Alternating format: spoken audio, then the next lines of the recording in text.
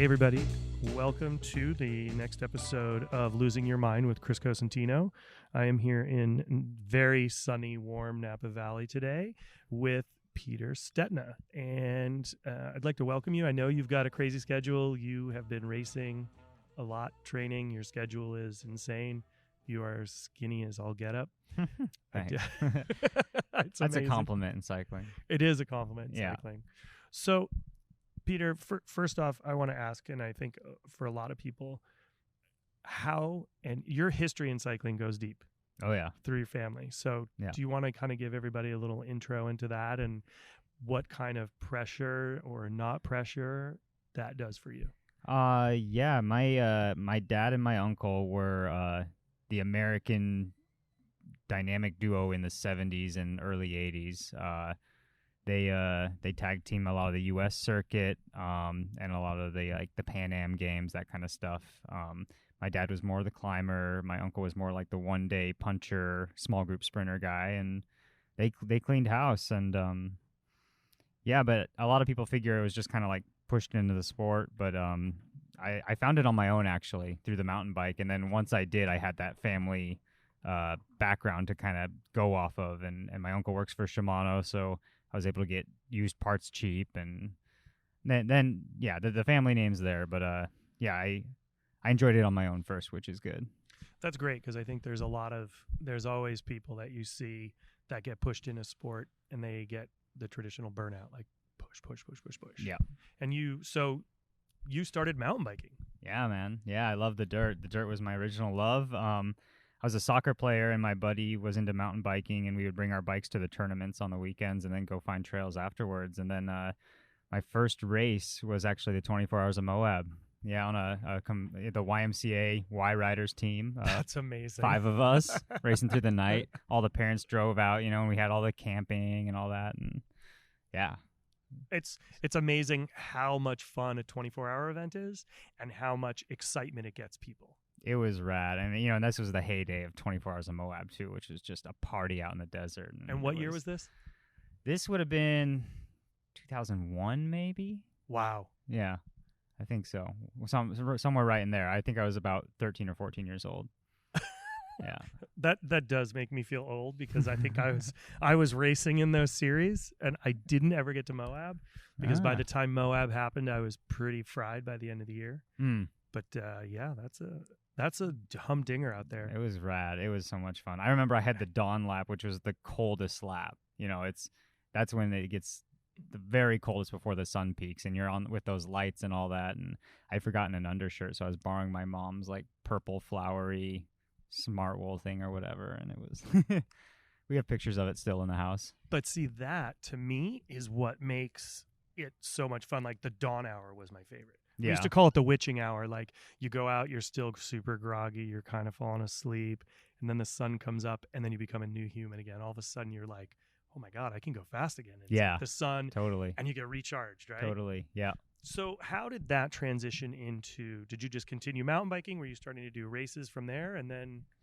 Yeah, I grew up in Boulder, Colorado, so hotbed of cycling, and there's mountain bike races all summer. Road racing scene is strong, and so I started out doing more mountain bike races, all like the mountain series, and then you start hopping in road races, the local crits, and then you win like $30 in one, and that light bulb goes off of like, wait, I can make money doing this, and then you start. If I was good enough that I had to start racing the elites to get the competition, and you get noticed by the national team and all that, and then the family named helped too, because they were like, okay, this kid's got he's got pedigree, so to speak. And then it was just traditional pipeline, like U.S. national team, and also the very early days of Vaughters Slipstream Garmin program. I was his original racer on a local Colorado junior team. Oh wow. Yeah. Amazing. Yeah. That's was fun. It's awesome to see people getting to do what they want because they dream in it. Yeah, no, it was really fun, and it was it was had a lot of help through my career. I was definitely not one of those stories like one of my best friends, Keel Reinen, is the total opposite. Like he was a rower and he was never had the support, and he found his way to the pro tour, and I'm definitely the other mold where there was a clear pipeline and a thought, and it was just my motivation if I wanted to go that way. So did you ever ask for help? Did you ever ask for guidance? That's because that's kind of from my parents, you mean? Or yeah. Oh yeah. So I mean, what does that must be like? It's like, hey, like. Well, I'm like a genetic clone of my dad. Like even our photos look the same and all that. So it was, he was like, oh yeah, I've done this all before. Like my dad was more of the climber. Like I said, I'm a pure climber, all that. So he coached me when I was a junior, and he would see. That's great. And we have, the Stetina clan. There's stories of, my grandpa was this super anal, like hardcore army dude, and he was the guy, like the super soccer parent, so to speak, of cycling and like driving his boys all around the Midwest. And there's scary stories about Grandpa Roy, and some of that was in my dad of like, so after every race, my dad would just dissect it and just beat it until death of like all the tactics and what went right and what went wrong and all that. But you learn. And then he also coached me because he was like, hey, this worked for me, for example. So he had all these tricks of being a pro and, of how to do the recovery rides right and how his body responded to certain stimuli or whatever. And so he coached me for a while until there was too much of the father-son headbutting, and then I needed a real coach. So, yeah. That happens no matter what. Yeah. I'm in the same boat. I don't coach my son, but I try to push him into something. And there you go. He looks at me and it's like, it ain't happening. Yeah, and then you can just tell your friend, like, hey, just tell him this, and your buddy will do it, and it'll work, But it's like, it just can't come from dad. He can't hear that podcast. He can't hear this because then he'll be like, oh, is he telling me to do that? That means he's telling me to do that. Trust nobody. Trust no one, yeah. Yeah. 14 years old. He's not trusting anybody right now. He's definitely not. So as you're progressing and as you're transitioning and you're starting to see like that $30 here, $40 there, like, did you ever think you would be doing what you're doing right now? Was that the goal, or was it just, hey man, this is so much fun and I'm making, I'm getting to pay for my parts. I'm not, Yeah, no, it was fun. And I still love racing. It's not a job to me. I mean, right. There's rainy days when you're training and it feels like a job, but no, I mean, I love it. And it was always, it just was the natural path. And eventually it became a career. And I was always going to be a professional sportsman. I mean, I was type A, super competitive. I mean, I would race you in peeling an orange if you told me to, man. Like, I want to be careful on that. You'll peel your finger off. Yeah. So now you had a transitional year last year. Yeah. I had a tough one. Yeah. And I read all about it. Yeah. But I think I've been watching, and you're up in Santa Rosa. You're really close to us. You've been in and out of all the different events locally. We see you around town. I see you riding here in Napa. I've seen you at Fish Rock, which was a nightmare. Got me ready for Liège and all that. Same weather. So Oh man, that was. I mean, we had snow, rain, hail. Oh yeah, they delayed it an hour for snow on the top of the mountain and stuff. But then by the ice. time we started, it was raining. So it was just freezing rain. 38 in rain, no problem. The whole day. But I was finishing and you were driving away. I just want to put that. I was on the horn. You were horning at me, but it was pretty much, I was like, oh God, this is so bad. Fuck, man, everyone that's out in this stuff right now. I was out there for the least amount of time of everyone, and I was miserable. So I was driving back. I was like, everybody needs to pick me up. Because I know coming back on that final road, like, all the fun is done, and you're just like, get me the hell home, man. Like, give me my beer. And so I was just, everyone I passed that was on the bike, I was nailing it. Well, it was so funny because I come up and over and I was like, there goes, oh man, if he's been done for that long, I really am not having a good day. Yeah. So what was your, as transitioning into the Pro Tour, what has been, for a lot of folks, I don't think they understand how much effort and how much time that you're putting in on the bike. And I think, people yell at the television always when trust me, I do it too when I'm watching the races. Oh, yeah. And I think people kind of need to get a real understanding. I sat down with Bob Roll. He does live around the corner from my house. And we talk about, what was it like when he was training? But training's so different now. Back then it used to be feel. It used to be guessing it. And now you're working off, watts and power meters and recovery. So kind of give everybody an idea of how much time you're on the bike. What is like a regular week for you? And this week I know you said is pretty big for you. Yeah, no, it's it's a full-time job, and you don't really get weekends, and it's a lifestyle, so it's beyond just the training ride. I'm probably putting in 25 to 30 hours of bike time a week, so 1 or 2 rest days, and everything else is 4 to 6 hour rides always. And what's an average with mileage with something like that? For someone to get Honestly, and then this is a pro tip, is I don't count my miles or kilometers at all. Like, it's all time. Because if you're climbing a ton of mountains, as I always am, I'm doing all my efforts on mountains, you're going to do a lot less mileage. So actually, it's all about time. I like today's 4 hours with 3 passes, or today's 2 hours with short hills, or whatever, So I honestly couldn't even tell you a shot in the dark. I don't know how much miles I'm putting in. But I'm sure there's somebody who's monitoring those numbers that can tell me. Yeah, the coach could know. But yeah, and then so I'm doing 4 to 6 hour training rides. Every workout is for a while I had to write it on my stem. It's like a prescription with my coach. I mean, it's this amount of time warming up, this amount of time at this wattage on the flats, this on this climb, and within the climbs you break it down, so it's 3 minutes at this medium pace, boost it up to 2 minutes into high tempo, bring it back down, buffering the lactate back and forth.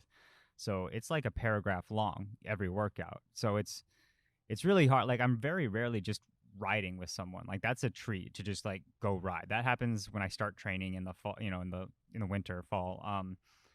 Everything is, I'm out there working really. And so that's why I was like, yeah, like I think I have a rest day on Thursday. Like, let's, like we could actually just cruise, and that's a treat. And then of course something flipped around and I had all this crap happen. It was like, oh no, I have to go do 4x4 minute VO2s today on the hill. And like, so let's meet this afternoon. And then the rest of the lifestyle, it's all the stretching afterwards, and you really have to think about what you're eating and when you're eating. And I mean, this world of all like the carbs at the right time and the grams of protein and all that. And so it's a full-time thing. And then there's the very important times when you actually can just let it go, and then those are saviored. So, and I think that's really, training is a job. Yeah. This is your job. Yeah. Even though it's your job, it's still fun every day. And you do it. I mean, there's moments when we don't have smiles on our faces when we're doing our job. Everybody. Exactly. Like the day that the dishwasher doesn't show up and I'm in the dish pit, or, something doesn't arrive. But everybody has that in their world. But I think it's for someone who doesn't understand, they look at it and they go, oh man, that life's glorious. Yeah. No, not so much. It's like there's only so many days you can sit in a wet chamois. Oh yeah. And this year there's been more wet chamois days than normal too. It's been a big wet chamois year. It's been a wet chamois year. And it's just a different life. I mean, I couldn't, I've raced through Paris and the Tour de France and all that, and all over the world, but like I've never been to the Louvre. I couldn't tell you what like Paris is like, but I could tell you like what random little town in the middle of nowhere with like grandma flapping her laundry out in the air. Like I know like what rural life and the feeling of the country is, but I've never touristed really. And I think that's a really great point, because a lot of people's perception is, you're going to Europe, but they don't realize you're on the job. You're on the job. Yeah. That's like saying, oh man, you know what? When so-and-so played in the Super Bowl, they get to hang out with the cheerleaders. No, it doesn't happen like that. Exactly. You're working. Yeah. So, but no, it's a great job though too. It's a fun lifestyle, and it is finite. I mean, as a sportsman, you ain't gonna go forever. And I mean, I've had setbacks in my career where you really realize that, and makes you hungry and you appreciate it more too. So, yeah. Like last year was a tough one, and I thought I was done. So this year I'm actually having more fun than I've had since probably my Neo Pro year. I really am. Like, and the gravel and all the new races are kind of part of that, but it's just you're appreciating it more. So now, is that a decision that you brought to the table about being able to do things like DK and heading out and go doing Belgian waffle and Leadville, Yeah. No, that was really my decision. I kind of was struggling last year with the health stuff, and I wasn't sure I was going to be able to stay in the world tour. I mean, results are important. Pro sport, I mean, it's cutthroat. If you don't have it, you're only as good as your last result. That's all cycling. I was starting to think, what, maybe it's time to like try something else, but like, I can keep riding a bit. and you see this transition where in the World Tour is all fine and healthy, right? Like Tour de France is doing just fine. Tour California is doing great. But in the U.S., the road cycling scene is struggling a lot. Teams are drying up. A ton of riders flooding the market. Sponsorship for races are drying up. Races are disappearing. And at the same time, you have this whole adventure race moving. You know, like the Grasshoppers are just packed with people. Dirty Kansas. What was there at the first one this year? 350? Something like that. Maybe more, yeah. It's insane. And then you think about it, it's totally started as a grassroots. Yeah. 20 people would show up if you're lucky. And it's amazing. And it's 21 years old. Yeah. That series is 21 years old. Dirty Kansas, a lottery to get in. Leadville's a lottery to get in. Like, these are... And so I was like, this is American cycling right now. Like, this is where the passion is. I was like, this is where I started on the dirt. I always figured I would go back to the dirt a bit, and I want to do this. So I started actually planning on doing some of that, and Trek came back, and they're like, no, Pete, we want you to stay, like, double down, like, you got this, and they put the faith in me, and I said, okay, thank you, but I really think that this is worth it. Like, I have a proposal calendar, it's on the side, and people... It's not getting in the way of the other. Like, if I'm in the U.S. training and I can go to this race, that's much better of a day than just riding on my own out here. Well, you're putting in maximum effort. You're pushing. And you're marketing the Trek bike to exactly 1,500 people that all buy their bikes. Like, I mean, it's great. And this is where all the excitement is and all the innovation in the industry is, because you don't have the UCI strangleholding all the rules for 1960 or whatever, and like this is where bike companies can actually make gains and launch new product right now. And so, do you see some of that transition coming? That the innovation they're putting in the gravel bikes and in this gravel world, are you starting to see some of that transition? I mean, into the World Tour? Do you think you're going to see some of that? I don't know. I think you're seeing the boom of gravel enter the World Tour. Like in the Tour of the Basque Country this year, we had dirt sections. The Tour, they just had that uphill dirt finish a week ago. Like, I think that's popular, but they're still very different technologies. Of course. But there's, you never know what's going to come. You never know, man. I mean, well, you have to have a special bike. If you're going to have a Strada Bianchi day in the Giro or whatever, you're going to need a special setup for that. Yeah. Strada Bianchi, the one-day race, is one of the most popular. It's only like 10, 15 years old or something, but it's already one of the most popular World Tour one-days. Have you done that race? Yeah, I love it.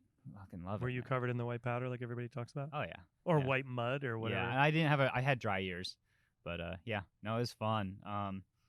So anyway, so I went to, and Trek was kind of like, huh, really? And then they talked to Trek Marketing, and Trek Marketing was like, hell yeah, that's a great idea.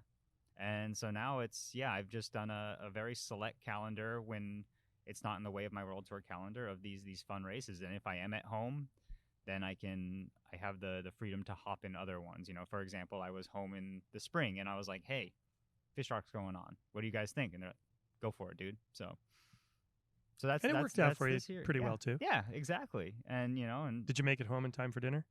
I did. Yeah. That's good. I didn't. No, probably not. No. No. How long did it take you to do Fish Rock? I don't remember, man.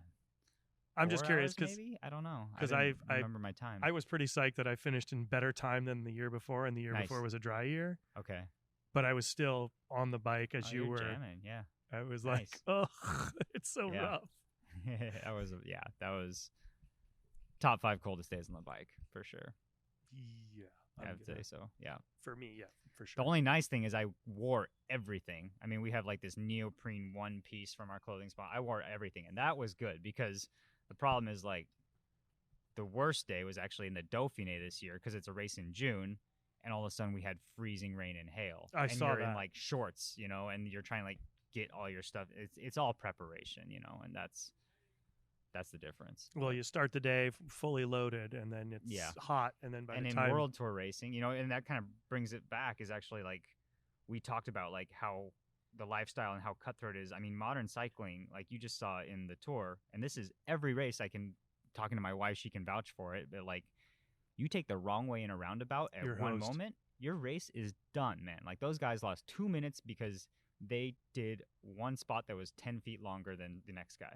I And was it's blown that away when I cutthroat. saw that. You know, and so in World Tour racing, all right, so if there's a climb, the level is so high and so competitive now, literally if you have half a bottle extra, like that could be the difference between being dropped and making the selection on the climb.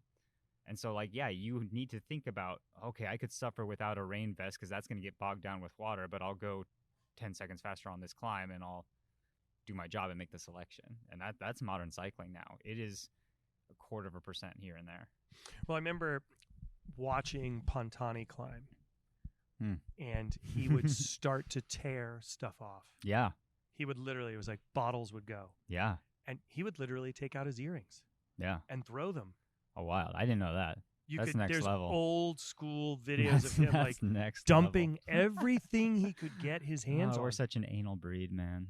Jesus Christ. It's pretty funny, right? Like Yeah. you think about that stuff and it's like, I look at all that and you hear, and just like you're saying, it's just part of the culture Right. of cycling. Right. It is a pretty OCD thing. It is. It's nuts. It's Like, the measurement, the tire pressure, the saddle angle. I hope, like, when I retire, I hope I can turn that off. And you don't know if you ever will be able to, because, like, right now, like, I could, you still have that tick. And, like, I could tell you how many calories are in that apple, and I'm like, and you got to think, like, okay, should I eat that right now? And, like, but the thing is, you've done it for so long and you know all that, like, I'm not going to care about eating the apple or having the beer, but I think that's always going to be in the back of your mind is like, well, that's going to go on there, and then it's going to, like, you're still going to know, and Yeah. I don't know if you can ever turn that off, and I hope you can.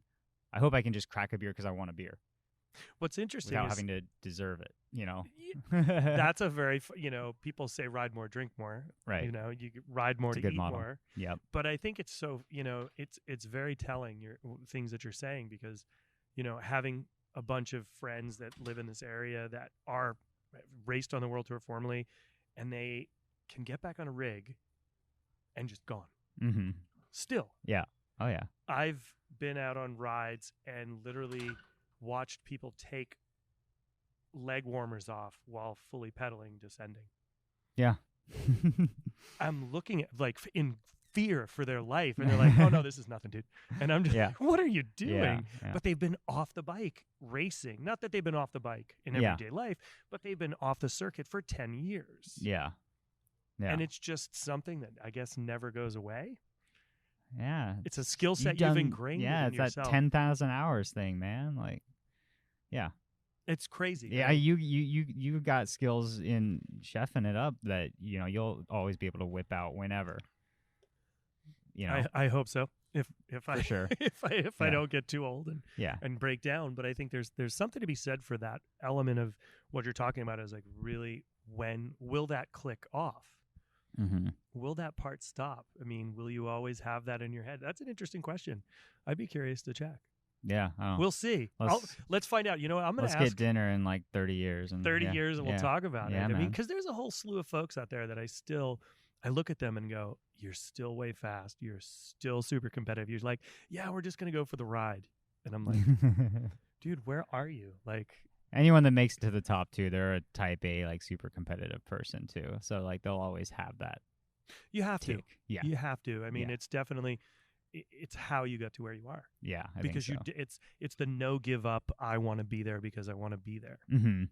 attitude. And I Yeah. think that's something that from some, like for me with cooking, it's always been skateboarding. Mm. That's how it started. Okay. I fell down. I would get up to do the trick, and then I'd fall down again. And you don't Damn. stop till you land it, right? Yeah, And if you okay. watch, all those kids do that, That's crazy. right? Yeah. You say that's crazy. You fall Yeah. down on a bike. There's, Yeah.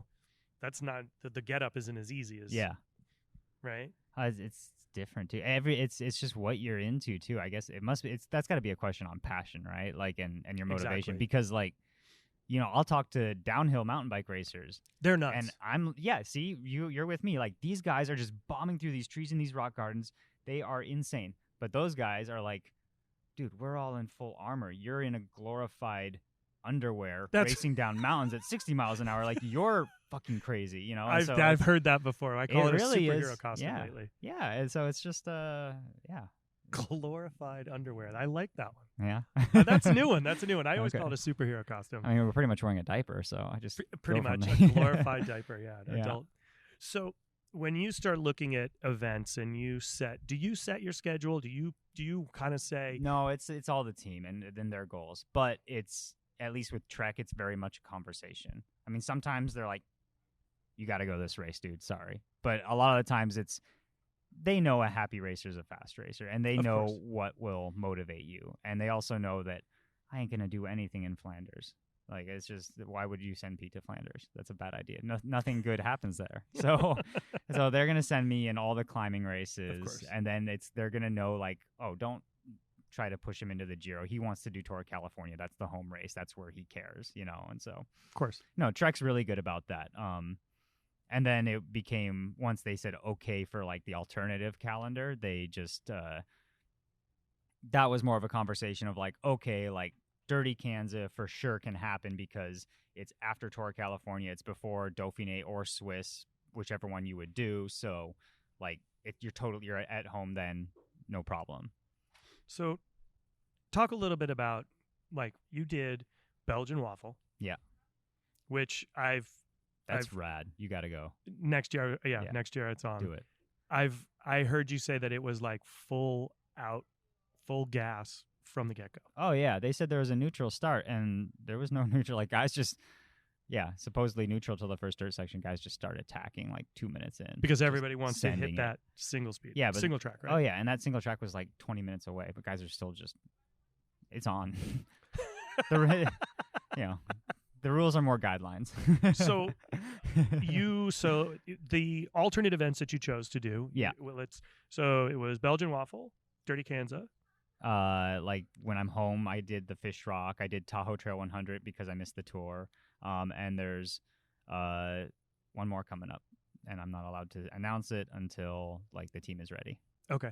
One more big one. Yeah. So you tell me when you want me to drop this podcast. How about we'll wait till after? Okay, yeah. No, it'll happen soon. So perfect. I can't wait to see. Yeah, I'll be at the Leadville 100. Nice. Yeah, getting back to my dirt roots. That's gonna be fun. I've always wanted to do that one. Are you riding a hardtail? Oh yeah, fast and light. Nice. Single, super light hardtail. I got a dropper post on because the descents can be gnarly. Because I'm still got roadie skills. So yeah. No. A lot of guys think they know Trek has a new super bike coming out, but it's just not quite ready in time. So I'll be, versus the full suspension, and that's a pedally course, and I'm used to pedaling and even on bad roads and wherever getting jackhammered for a while, like Fish Rock or, so yeah. I think the hardtail's the fastest. If you're going to race to perform, it's hardtail's the ticket. For sure. Yeah. That's a great event.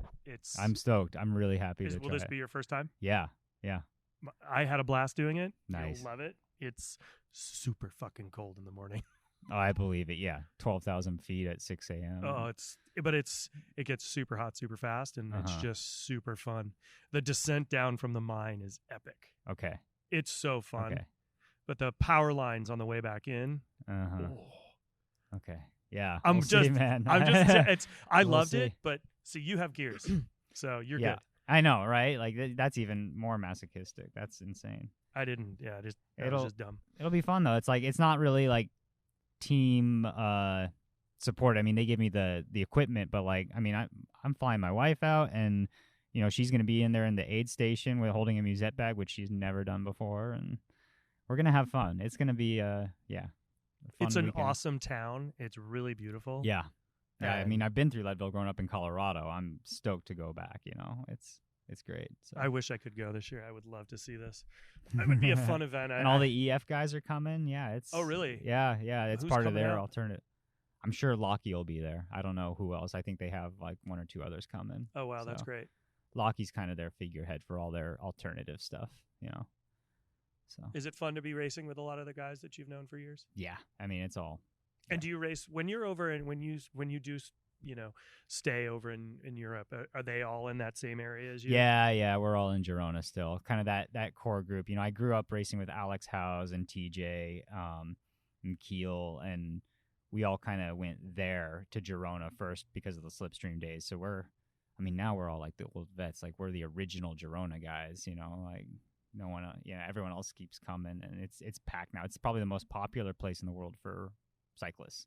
It's insane. It's overrun, actually. It's kind of annoying, but it's just you can't go anywhere without just running into someone. Yeah, always. Yeah, whether you know them or not, but just there's probably 10 cycle cafes, and they all cater to the tours and the tourists and all the. It's madness. Oh, so now the tour companies are going. Oh yeah, so no, I mean, it is the most popular place in the world for bike riders right now. Like all the industry is set up around these tours because.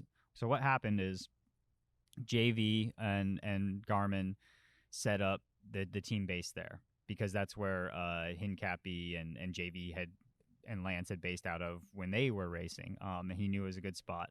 It was a sleepy little Catalan town. Not anymore. No, not at all. Now there's no culture shock. Now it's like California. I can get avocado toast on every corner and organic coffee. Like that. So we come there and we had like this dungy little apartment with cockroaches that this team director owned and just dripping water everywhere. And we were doing the races, and then Orica, Green Edge, Michelton now, they, brought their service course there. A couple other teams started coming there. It kind of became like the Anglo, homestead, or in Europe, the Anglo base for all the English-speaking pros. But then all the tourists and all the fans caught on to that. So then people started setting up tours and going there to ride where the pros rode. And now it's like you literally cannot find like a quiet road. A quiet road, but B, like even an apartment in the spring, because like they are all booked out with cyclists. So now all the amateurs are going there who are trying to make it pro. All the elite riders who, like from Denmark or whatever, they go and live there all spring when the weather's bad where they are, and it is mayhem. I mean, you go on a ride and you probably see 300 to 500 riders on certain roads all day, just bzzz. And so like certain cafes you can't go to because it's all just, chamois sniffers, and you can't have a coffee in quiet. And it's, and I say this and it sounds bad, but actually it's because Girona is so good to ride a bike, and it is so comfortable. And for pros, it's great because everything's been done, like, oh, you need to go do a blood check for the UCI. Oh, go to this place, even if you don't speak Spanish, point to your team T-shirt. They'll like take the blood and send it to your team. No problem. Or, hey, you need moto insurance. You don't speak Catalan. Like, go to this lawyer. He knows how to do the numbers right, and he'll like get you the insurances you need for being a foreigner. And just it's done, And so that's why it's really nice too. There's a community there. That's great. Yeah. So let's talk about Dirty Kansas. Yeah. Oh man, that was the pictures and the visuals. Like 2 days before it was scheduled to pour. Yeah. Yeah, and then you guys had 90-degree weather. We were running through all the scenarios too. Yeah, I got this rad mechanic. He's a good buddy up in Tahoe. Big Tall Wayne. If you see pictures, it's Big Tall Wayne. It's obvious. And he had like different mud shedding sprays. So he would I was up in Tahoe training, and he would spray one thing on half the frame, another spray like Pledge actually, which is the winner, on the other half of the frame, and another spray on one wheel, different spray on the rear wheel. All right, now go out and trash it and ride through every mud puddle you can find. And then we come back and we look at it, and there's like certain parts of the bike that were like super clean and stuff. So we were trying all that. Yeah, we got real scientific with it. And then we didn't need any of it. But for next time. Yeah, totally, man. And that's like a whole thing. Like Kansas was a voyage into the unknown because it's self-supported, and but there's a lot of logistics because you can't be self-supported for 10 to 24 hours. The course record is 10 hours. And so like there's only 2 aid stations, and you can only get support there. So it's like, okay, you have to think about what you're going to start with, but it's kind of cold in the morning, so you don't need that much. You've had a big pasta dinner, so maybe you don't need that much food, but then you have to think about what you get at the next aid station to get you through to the next part, and how much water you're going to drink, because you can't carry enough for the whole day. So you really have to like kind of ration it and plan exactly how your game plan will go, but also plan for anything to go wrong. And then you get into the race and you realize that like there's actually like the pit stations were the most important, and it was like a triathlon zone going through there, and I was like going way too slow because I was like, oh well, I didn't eat that bar and I need this gel, but that'll be, and all of a sudden they were all gone, and then I had to chase for like half an hour, and it was a full-on race, and it was actually surprising because it was actually the U.S. guys that made it a race because they were all saying the pros are going to ruin gravel and they're all coming to race to win.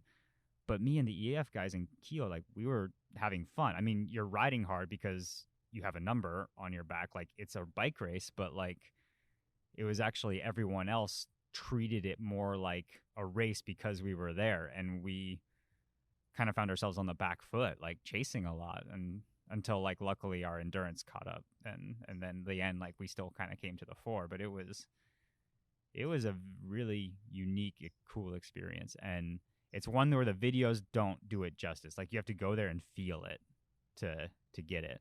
You're not the first person to tell me that. I've heard that a lot. No, I've heard that from Yuri. I've heard that from Allie. Everybody says it. I saw Yuri at the airport flying back into the Bay Area, and not happy.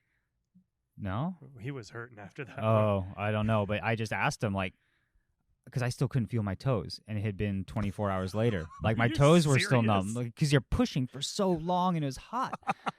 And I was like, dude, I still can't feel my feet. Is this normal? He's like, oh, yeah, dude. Like, normally for me, it takes like 3 days for them to come back. And I was the hell are we doing to ourselves, man? He had heat stroke. Oh, man. He loaded up, I think at mile 150, they loaded him full of ice.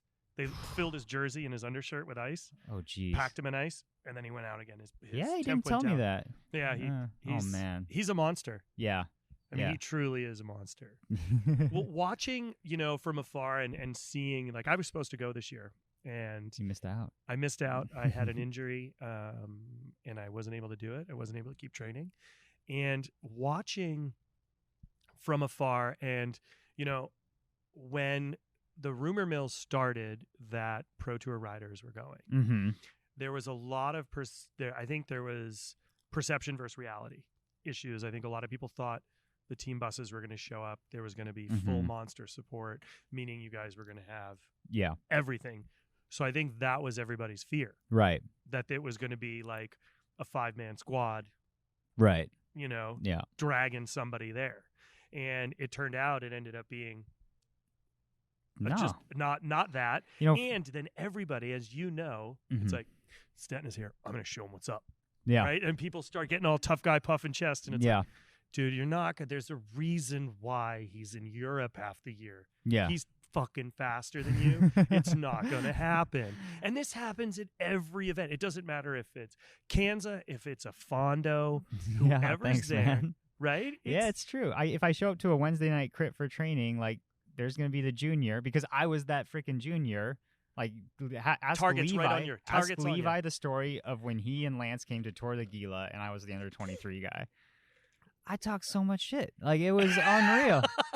They were like, who the hell is this punk? He was like this 21-year-old trying to get guys to work together to, like, attack Lance. Just like, because that's, did it work? Like, little bit, yeah.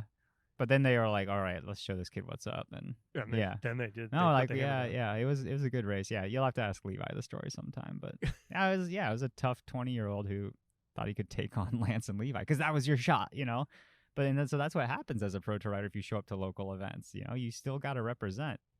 And dudes can fly no matter what level. Like, there's guys some are fast strong. people out there. Yeah. But they instantly put a target on you. Oh, yeah. They put a target on everybody. No matter what event I've been at, I see it all the time. I'm just like, I just want to have fun. Don't you think they would just want to have fun? It's a Fondo doesn't mean race. Yeah. But people have turned all Fondos into races. Oh, yeah. I was like, you do realize at the end of this Fondo, there is 500 pounds of pork. And they're not going to finish it before you get there. Right. There'll still be some. If you finish 30 minutes after the lead rider, it's okay. But they got to win. Guys just want to hammer, man. That's okay. I mean, I love that. Yep. I love going as fast as I can, but I also, I'm after hurting myself, not after trying to chase you. Yeah. But that's, I don't know. That's how you hurt yourself, maybe, depending on who you are. And that's the best way to gauge yourself, too, Yeah. Like, how do you compare yourself if you don't have a power meter or whatever? Like, it's like you compare yourself by racing with the other guys. So, you want to see how you stack up against the best. And not that I am the best. But like, you know what I mean? Like that's yeah. that's why Everybody these guys wants are, to measure their self-worth, yeah. and that's how they do it. And cycling's so egotistical. Like that's why guys get so much pleasure out of dropping guys on climbs, right? Like it's like this kind of like it's like a dick slinging contest, you know? It really is. Like this guy is hurting more than me, and I put him in the box. Like that's cycling, man. Like that's it is. And I mean, you get like a primitive enjoyment out of that. But also, there's something to be said for being able to suffer as a cyclist, and there's an end means to that suffering. Yeah. All that effort, all that energy, because you want to get from point A to point B in a certain, that there's an end to that means. Yeah. And I think for a lot of people, there is solace in that suffering. Yeah. Type B fun. That's what they call it, right? Yeah. Pretty much. Yeah. And I think it's amazing. I think you have definitely, by being part of all these different gravel events, you've made people feel way more comfortable. It's like, when we were all at, which one was it? In Sebastopol, where we ran into each other. And everybody was like, hey, what? And, you talk to people, nobody's afraid to approach you. And I think that's what's really great about cycling. Yeah. It's made it so that, well, it's communal, like, it's right? You're an everyday guy. You put on your pants one leg at a time, unless you're some superhero that can jump up. I actually have a really secret talent, Zoolander ain't got shit on me, man. But I think that's a perfect example of what makes cycling so amazing, is that everyday people can walk right up and say hello.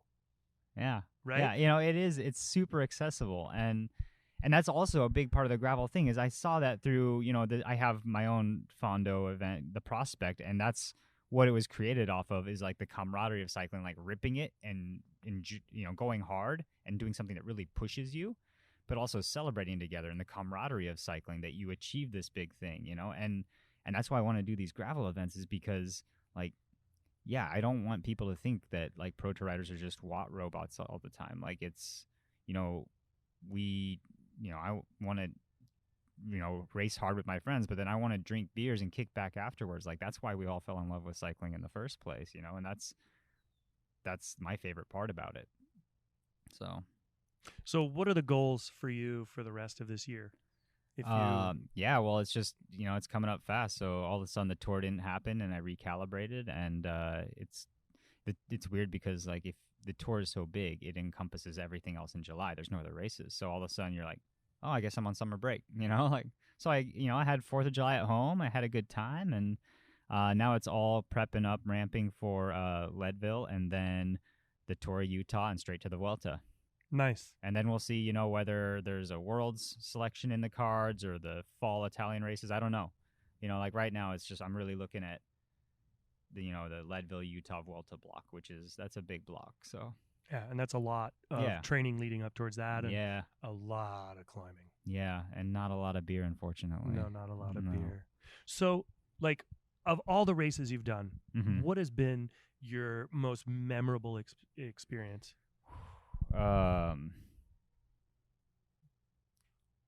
Recently, long time ago, good, bad. I mean, whatever you want. It's all on you, man.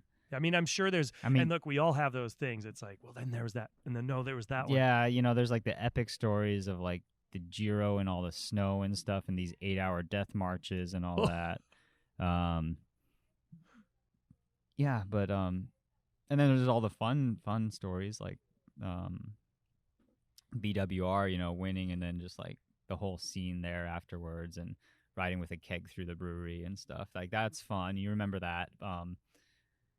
Yeah, winning the Giro with Ryder was cool. That was fun. I mean, that was big. That was really big. Yeah, that was huge. I didn't realize like what a big thing it was. It was like, I was a young pro, but to be a part of that, and that was rad. And upset everybody. We were such underdogs, man. So how does that work? So everybody, I got a good story. Okay. Actually. My first Grand Tour was the Giro in 2011. It was the final year of Zolmagnon years, which was like this organizer who he had a background in theatrics, and he didn't actually know cycling. He just created these horrible courses in a time when the sport was trying to get cleaner, and guys were like, just to finish this thing, I think we got to take drugs. Like, this guy is insane, and guys were calling for his head. So this was his last year, right? That's crazy. Yeah, this was the last year of Zomignon, and he created this brutal course. And it was one of the big mountain days, and it was like something like 240 kilometers and like, I don't know, like 18,000 feet of vert or something stupid. Just all the famous mountain passes again and again and again. And Conador was in the leader's jersey, and the break finally goes, and they just start setting this searing pace early on. And I was going really well for my first Grand Tour, and I remember I got dropped on one of the famous it's not the Gavi. What's the famous one where they took the picture, Diana? No, the Jiao, Paso Jiao. Oh. Is super iconic, right? So I get dropped on that, but that's like the third from the finish. And like there's only like 20 guys in the peloton at this point. And like I'm kind of in no man's land. Like Gruppetto's way back there, other drop riders, like the leaders group is just there. So I crest that, descend down, and then we go on to the Paso Fedaya. But instead of just climbing the climb, there's like this crazy little goat path that goes through a canyon that's about 3 feet wide and just sheer like 100-foot cliffs up either side and like a little river running through it. So we enter that in the canyon, and I'm totally alone. And it's just like, it was this surreal moment where it's just like, wait, am I still in the Giro, or did I take a wrong turn? Because I'm on a bike path right now. And then you're like climbing, you're like, okay, well, I think this is right. And then you pop out, and you're like on the pass proper, and you see like one, and then it starts raining, of course. And you see like this one Italian guy on the side of the road, like kind of clapping, and you see the helicopter getting further and further away with like Contador's group disappearing. And then we climbed another climb to the finish that was like 18% or whatever. And I was like, I think I was 25th on the stage or something, like a decent placing for a mountain stage. And I was like 15 minutes behind the winner of the stage.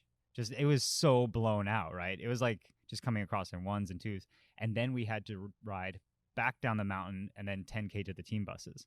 So it was like some 8-hour day on the bike with all that climbing. And I had a teammate, Matty, not Matt White, the other, Matt Wilson, the other Aussie. He was suffering an infection. He was dead last on the day. And I remember him coming up the mountain as I was riding down the final mountain. And you just saw death in his eyes. Like they were just black, and he wasn't even looking up. Fans were pushing him to get him up the mountain. And the ambulance was behind him, like the broom wagon. And he finally got back to the team bus, soaking wet. He probably had 9 hours on the bike. And he just curled up in all his wet clothes and fell asleep on the floor of the bus. And that was his last day in the Giro. He didn't start again. Oh my God. It was like, that was one of the gnarliest days on the bike. And I mean, that really gives a real understanding of what it's like. Yeah. Yeah. I mean, the winners are going. Oh yeah. There's like, yeah. And there's no prisoners. No. No. Right? So what do they say? Second place is the first loser. Yeah. It's in cycling. I mean, very often. Yeah. And I think so much effort is put out there, and you guys put yourself out there for days. Yeah. Day after day. And I don't think people realize the toll it takes on your body. Racing a Grand Tour is not healthy, man. Like no, it's not good for you. That's for sure. It's not a healthy activity. Have you ever weighed yourself before and then after? I'm curious to hear. So actually, I've gained weight in Grand Tours before. Muscle mass? Yeah, and a little bit of fat, because you're so scared you actually overeat, and the team chefs do their job well. I mean, they get it going. So, and we can eat. I mean, I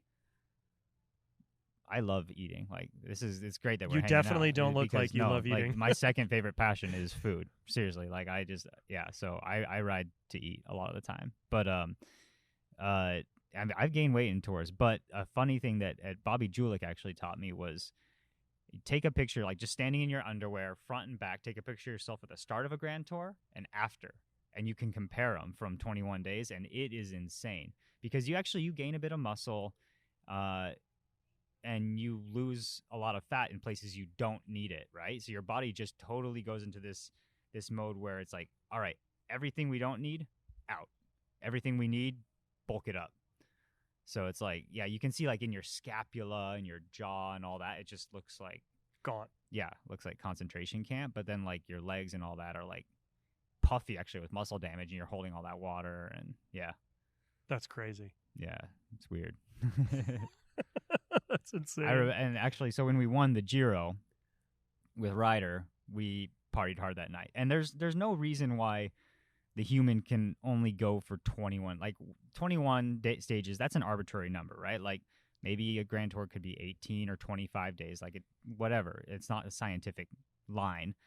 And you realize like we are like sled dogs. Like you can, as long as you do everything right. I mean, like you get on the bus right, you have the right nutrition at the right time, you have the protein shake at this time, you have the massage, you keep your feet up, you do all the recovery. It's so mental. It's just you can keep going and going. But as soon as you have like one night where you like sit down for a long dinner, you'd have a bit of drinks, like all that, your body just totally falls apart. And you're wrecked the next day. And I remember, so after the Giro, which was my second Grand Tour, the one that Ryder won, sorry, and we went out and we partied. I mean, hell yeah, we just won the Giro. And my body was in that starvation mode, that super fucked mode of just like hold on to everything because you're going to do this to yourself again. Oh, my goodness. And so my body held on to everything I ate and drank that night. And I woke up probably like 15, 20 pounds heavy, and I had like muffin top and like stretch marks on my skin, and my insides hurt. And like 2 days later, I just pissed nonstop for like 2 hours, just like losing it all because your body's just like, give it all. Like, keep it. Yeah. Oh my God. That's amazing. It is wild. So to explain to everybody how, when you guys won that Giro, how does that, like, I don't think people understand there's worker, I kind of explain it to folks, and it's kind of like queen bee and then all the workers like keeping everything going. A little bit. But like, how does that really, like, are you getting somebody in your ear? Because I don't think people really know how it works. To me, I understand it because I've watched it for years. I know enough people who've done it, but I don't think people realize there's somebody in your ear the whole time. There's people. There's a hierarchy, and there's a guy, has a legit chance at winning, but it's cycling so much of a team sport that he ain't gonna win without 8 other guys dedicated to conserving. You're racing 3 weeks, right? Like, I mean, 3 freaking weeks. Like, every bit of energy you use, every time you move up on your own and take a bit more wind, like that's gonna cost you down the road. So there's 8 other guys dedicated to helping you as best you can get through every part. So every time you dose that energy, it matters.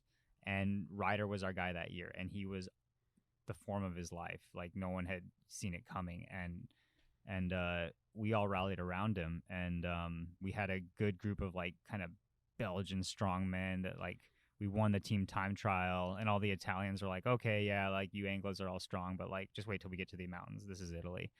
And then like we started holding it in the mountains and pissing them off more and more, and yeah, there was some pushing and shoving at some points. Like they weren't happy that we were still in it, like a lot of the Lampreys and these old teams. And and so I was one of the mountain specialists for Ryder. It was me and Christian Van de Velde, and so we would basically survive all those climbs with him and position him and lead him out and string up the pace when he needed it and all that. And it was cool to be a part of.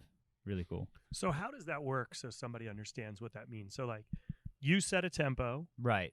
And then you've got behind you, let's say, Van de Velde and then Ryder. Yeah. So you just set a pace.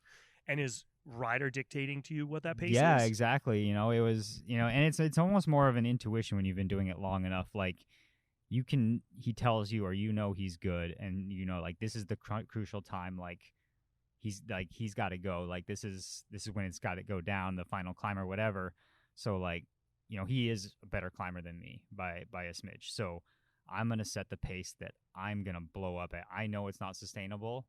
And a lot of the other guys in the group, it's not sustainable. But for Ryder and a few select others, they can carry on with that. So basically, you got to put everyone into the red so they are totally on the limit.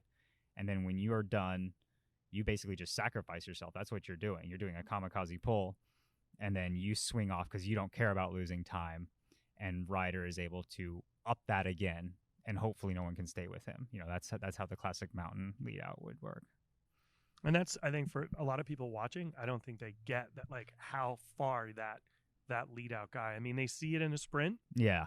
Because they hear about the speed. Right. But I don't think they understand how much power is really going in to that lead out on that climb. Like, you are putting yourself beyond red at certain points. Oh, yeah. No, you go till you see stars and, like, you don't want to take another pedal stroke. Like, you just can't. Like, all lactic acid, all systems shutting down. But at least, and for me, like, it's finite. Like, you don't have to keep going for 10K. I mean, you do. You have to finish the day. Yeah, but then it becomes at your pace. Yeah, you basically, you just totally bury yourself till you literally, like, can't take another breath, and you're, like, weaving sideways in dizziness, and then you catch your breath and trundle up to the top of the hill and get ready for the next day. That's insane. Yeah. Well, I'm going to ask you a couple quick questions, and we're going to call it. Cool. Because I got to make you dinner. Yeah, I'm hungry. Okay, so red or white wine? Red wine, 100%. Okay. Yeah. I already know the answer to this, but beer or tequila? Ooh. This is a hard one. I can't. I love me a good margarita when I'm out. It's just got to be a good clean margarita, just lime, agave, tequila, and maybe a little jalapeno. Actually, like a little jalapeno. But I mean, the beer scene right now, and I love me a good West Coast IPA. Okay, I know you like IPAs. Yeah, I know that. Yeah. So we're gonna go session or hazy. Hazy right now.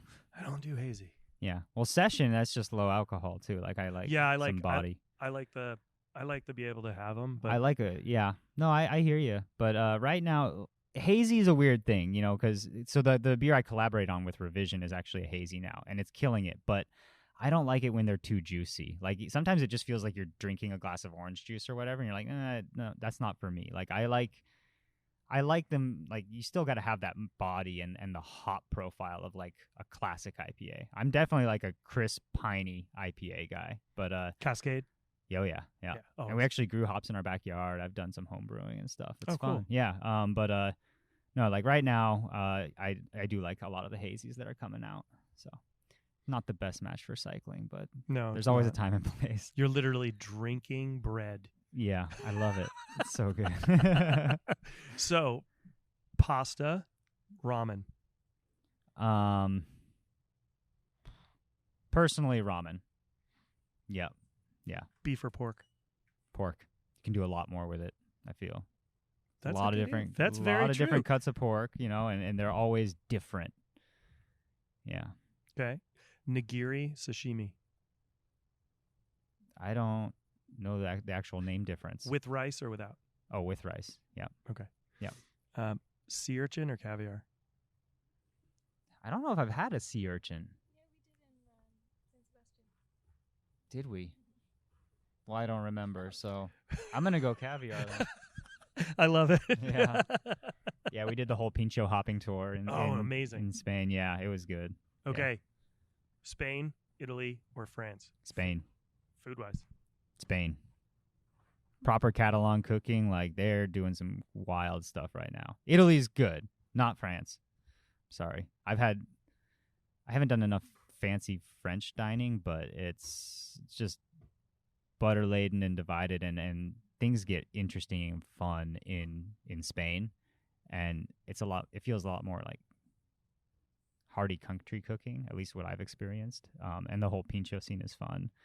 And then Italy, it's like, it's good. It's so good, but it's always similar, Like, I could have pasta in Italy every meal, and it's always amazing somehow, but, like, yeah, I like Spain.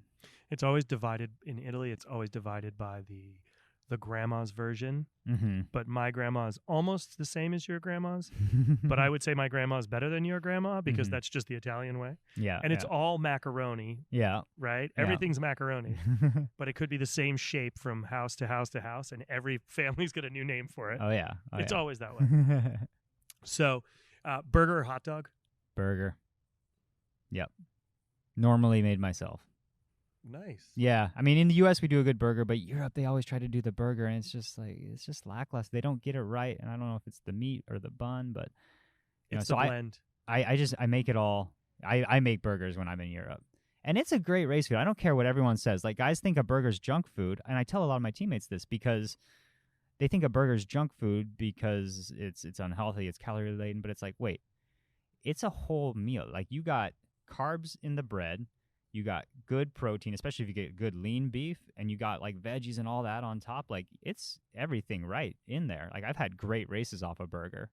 And if you add like pickles that are fermented, you're getting There you go. You get a whole slew of good things going on there. Oh yeah. I think people forget about that. I am all about the pretzel bun right now, though. That's really good. Yeah. Oh, the texture biting through it, kind of the dense. That's good. Huh. Yeah. Good old pretzel bun. All Yeah. right, last one. Coffee or tea? Coffee. 100%. Espresso or traditional? Traditional. I'm pour over guy. I'm Bay Area hipster now. I like my pour over every Well, the morning. mustache did kind of say that a little bit. Yeah. Awesome. Well, thank you so much for taking time. I know you're busy. Good luck with all the upcoming events. Thanks. And This was fun. Yeah. And we'll definitely have some fun hopefully this fall when you're done with all your racing. Hell yeah, man. All right. Cheers.